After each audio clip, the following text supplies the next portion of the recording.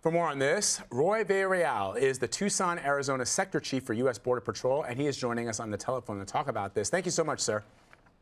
Good morning. Thanks for having me on. So walk us through the conditions at the border right now. Well, the reality at the border is that this increased flow, which is our highest in over a decade, is both a border security and humanitarian crisis. It challenges our resources, our personnel, our capabilities, and it negatively impacts border security. On a daily basis, I'm expending anywhere from 30 to 50 agents for hospital runs. This is taking aliens that have been brought into custody to seek medical treatment, which means that's a decrease on the operational forces at the border to provide border security. The other aspect, and an alarming trend, particularly as we approach the summer months, is that of large groups. So when we define a large group, is a group of aliens over 100. And what smugglers are doing today is they're bringing a group of 100 to 300 people and dropping them off in very remote areas out in the desert, which causes a further drain because it's very difficult to transport 100-plus people from the middle of nowhere to one of our stations. And the reason behind that is that they're creating a loophole in operational capability, whereupon they are acting on that vulnerability to get drugs through or other criminal aliens. So when you say they're creating a loophole, is a loophole dropping them in the middle of nowhere, knowing that it's going to be difficult for you to get to them in time, so chances are some people are going to be able to make their way across the border with that before you can catch up with them? Exactly. Just last month here in Tucson, we had 5 separate large groups, and simultaneously with those large groups, anywhere from 10 to 15 miles away from that group, we arrested 12 different felon aliens with records anything from child exploitation, sexual predators, narcotic violations, 1 murderer.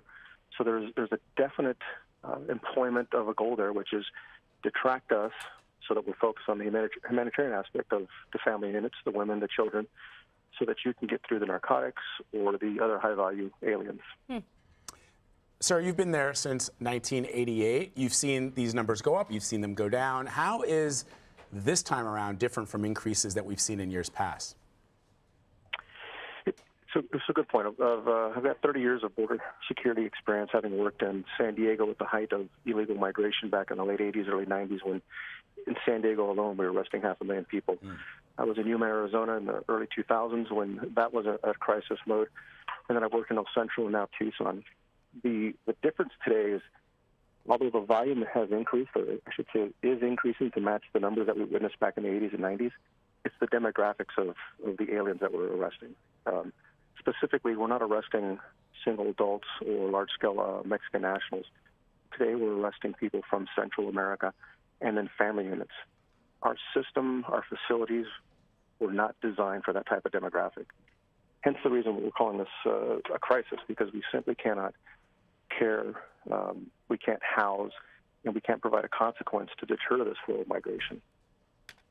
You know, the president has talked a lot about what you just brought up, that there are people who are up to no good trying to get into this country, that there are people trying to get drugs into this country, or whether there's human trafficking. But certainly when we show a lot of these pictures of these camps on the Mexican side of the border, these are people who are attempting to come into this country through legal means at official border crossings.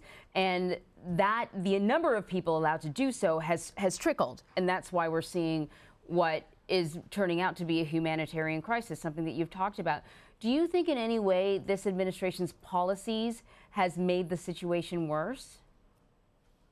The aspect of legal migration, applying for asylum, is one of the legal loopholes that we've been discussing. If you look at the requests for asylum over the last decade, that number was very small.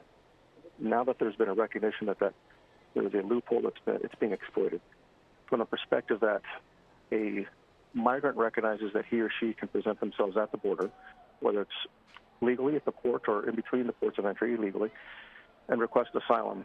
And it is effectively a free pass into the United States. The initial claim or fear claim is very basic. Most people pass it, and then at that stage they are provided temporary legal status and released in the United States, whereupon we most likely will not see that person again. So the issue here is it's about a legal loophole that is being exploited, and that is contributing largely to this crisis. All right, Roy Villareal, thank you. You've got 30 years in Border Patrol. Thanks so much for giving us a very vivid picture of what you and those that you work with are facing on a daily basis. We appreciate it. Yeah, thank you. Thank you for the opportunity. I appreciate it.